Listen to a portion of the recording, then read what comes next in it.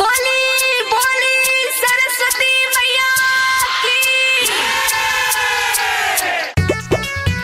सुना मोहे टिकरा जमाई पास तोरे संग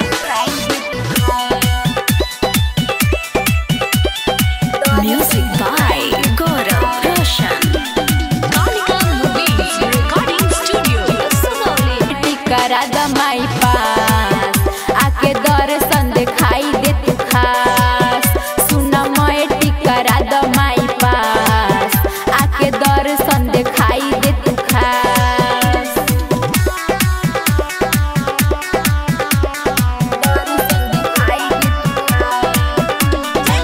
रउए दया से हो इनु गईले कालिदास विद्वान हो।